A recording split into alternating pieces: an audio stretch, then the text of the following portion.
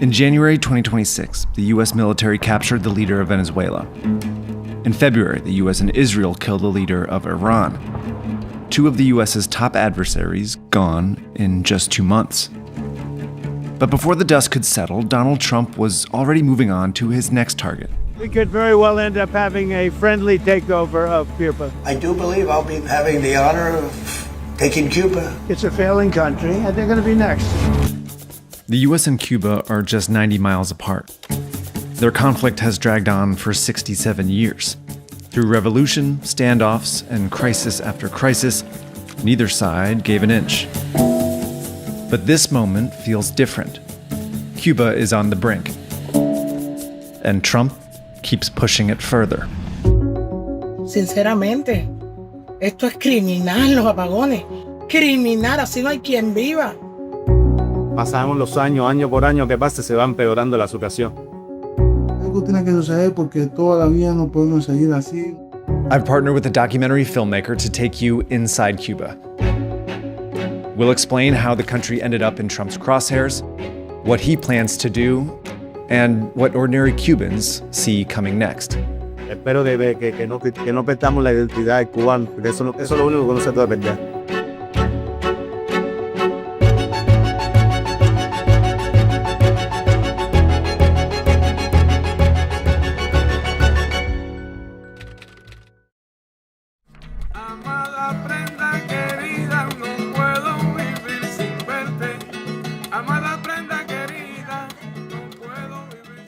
Cuba pudiera ser maravilla si no tuviera el conflicto de que Estados Unidos le cierra todas las puertas. Cuba pudiera ser maravilla. For more than a century, the U.S. has been trying to bend Cuba to its will, and Cuba has resisted. First, the U.S. intervened in Cuba. In 1898, it sent soldiers to help Cubans win independence from Spain, then continued to prop up authoritarians like Fulgencio Batista, who obeyed the U.S. But U.S. dominance helped fuel the rise of a communist rebel, Fidel Castro, who overthrew Batista and crushed one last intervention. In less than 72 hours, Castro has destroyed the brigade. The American-backed invasion of Cuba is now a total failure. Castro seized Cuba's economy, built an authoritarian regime, and jailed thousands of dissidents. He supported left-wing movements abroad and fiercely opposed the U.S. In 1962, the U.S. changed strategies.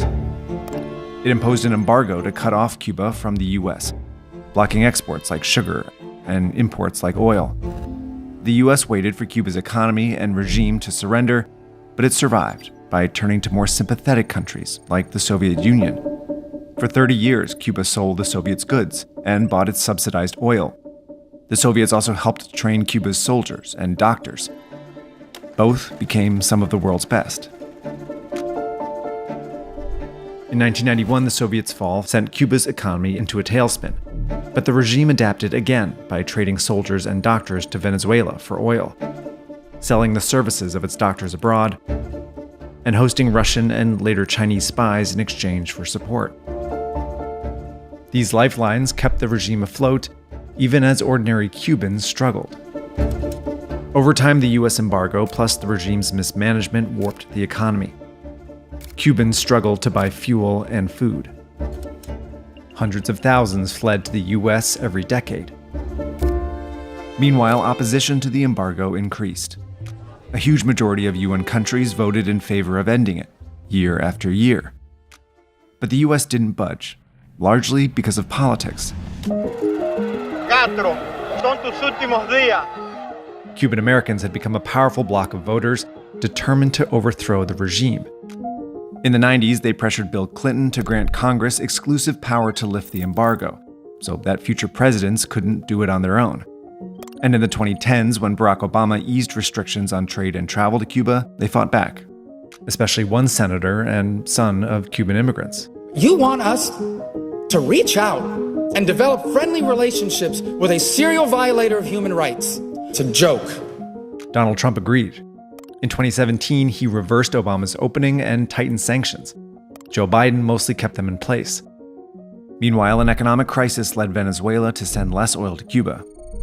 The regime found a few more suppliers, But life in Cuba got even harder. First, the pandemic overwhelmed hospitals and destroyed the tourism industry. Then fuel shortages crippled the power grid, causing blackouts, and the price of food skyrocketed. Between 2020 and 2025, as many as 2 million Cubans fled, 18% of the population. Protests erupted in Cuba. By 2025, the regime was hanging on by just these few lifelines. And as Trump took office again, he saw a chance to finally break it. First, he pressured countries to stop paying for Cuban doctors. Then he toppled Venezuela's leader and demanded the replacement stop sending oil. Then he threatened tariffs on the countries making up the rest of Cuba's supply. In his second term, Trump isn't just cutting Cuba off from the US, he's cutting Cuba off from everything. Now Cuba's facing its worst crisis in decades. But will it finally break the regime? So my team and I go all over the internet to report out these stories, and that exposes us to a lot of scams and spam texts. Thankfully, I keep my information safe and secure thanks to my subscription to Incogni, and they're the sponsors for this week's episode. So there are these hundreds of so-called data brokers. They take the personal information you give out on the internet, your login, your address, even your social security number, and they sell it to marketers. That's exactly how it could also end up in the hands of criminals. Now, we have the right to take this information back, but it would take forever to do it on our own. That's exactly what Incogni does for us in 3 easy steps. Step 1 is you create an account. You tell Incogni whose information you want it to remove. Step 2, you grant Incogni the right to work on your behalf. It'll reach out to those data brokers and deal with it for you. Step 3 is you sit back and watch them do it. If any data brokers refuse, Incogni will handle it and keep you up to date all along the way. And here's the best part. With Incogni's custom removal feature, you can send in a link to any website that has your information, not just data brokers, and Incogni will handle getting it removed for you. Basically, you can just disappear from the internet. So right now, with the code SEARCHPARTY, you can get 60% off Incogni's annual plan. That's at incogni.com/searchparty. I've been using Incogni now for more than 2 years. I really do recommend it.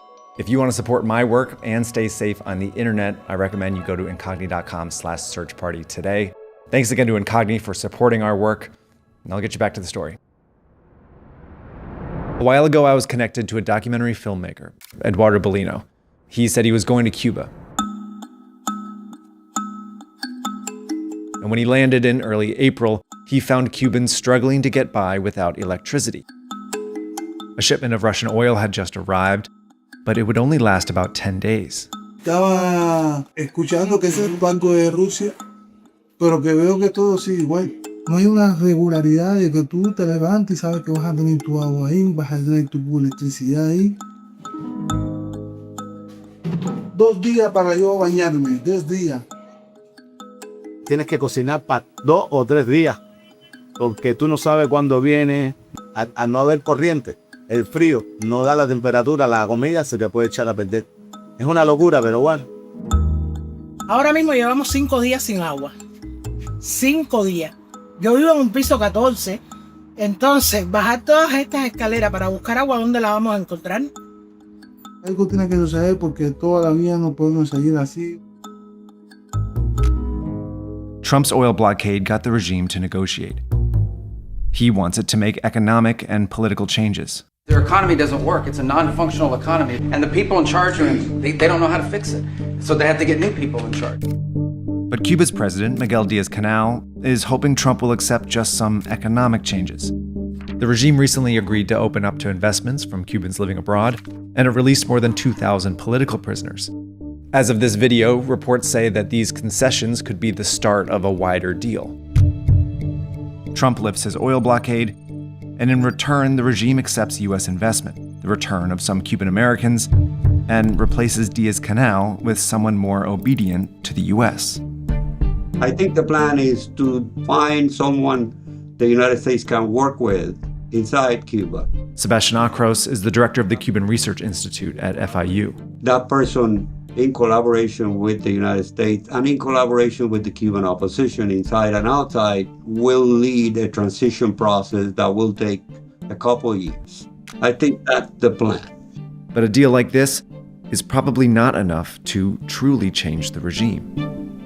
Díaz-Canel doesn't mean anything. He's not the real power. Your key man is probably Raúl Castro himself. Raúl Castro is Fidel's brother. He's 94 years old and technically retired. But he's Cuba's most powerful figure because he still commands the military's loyalty and rewards it well. He lets the military control Gaesa, the state conglomerate that dominates Cuba's economy. Gaesa runs everything from hotels to financial companies and faces little competition. In 2025, the Miami Herald published documents indicating Gaesa makes billions of dollars a year and stashes it in foreign banks. That money helps keep the military loyal to Raúl, and Raúl at the center of the regime. Replacing Diaz-Canel won't change that. I don't see in the current leadership that flexibility, that willingness to be the ones that guide the country into a more open model of society. And if Trump leaves Castro in power, Congress may not lift the embargo. The US law says Congress can only lift the embargo if Cuba has a transition government that does not include Raúl Castro. So any deal that leaves Raúl Castro in power and the embargo in place won't do much to help ordinary Cubans. Este es eléctrico y es combustible también de combustión. Esto es chino, ¿no? Y gracias a Dios que tenemos esto aquí en Cuba para poder, llevar comida a nuestros hogares. This man is a nurse, but since the regime caps how much nurses can make, he works as a private mechanic. Pero yo soy licenciado en enfermería. Están pagando un poco más de plata, pero podría estar cobrando unos 20,000 pesos porque ahora están pagando esfuerzo, máximo esfuerzo. Yo lo he hecho aquí un día. Yo no va a pasar nada. Mi criterio, no va a pasar nada. Se está hablando mucho, pero se está haciendo poco. Si yo te regalo un castillo, tú lo vas a defender. Tú tienes ese castillo y tú te vas a hacer matar porque yo no te quite ese castillo. Despite the crisis, Cuba's regime remains united and firmly in power. So while Trump is pushing for a deal, he's also threatening to revert to an old strategy: intervention. They built this great military. I said, you'll never have to use it, but sometimes you have to use it. And Cuba's next, by the way. Experts say Trump's unlikely to attack Cuba while there's war in Iran. But if he does topple the regime, there isn't a Cuban opposition ready to replace it, meaning the country could fall into an even deeper crisis. Every Cuban that spoke to Eduardo said they desperately want a way out of this crisis. Some were eager for even broader change. But many were worried that a U.S. intervention is the best way to achieve that. No es cambiar, no es que se caiga esto y que vengan los americanos, no. Porque los americanos lo que van a hacer es llegar aquí, apoderarse de todo, humillarnos y convertirnos en esclavos de ellos. Y al final no vamos a mejorar. No vamos a salir de Guatemala para entrar en Guatapeor. Cubans are trapped between a failed regime and a U.S. president determined to dominate it. They're unsure if either can deliver the change they're asking for. El cubano son personas trabajadoras. Quisiera poder decir, trabajo como enfermero y yo poder suplir las necesidades básicas. No quiero un Lamborghini, no estoy pensando en eso. Simplemente las necesidades básicas de mi hogar.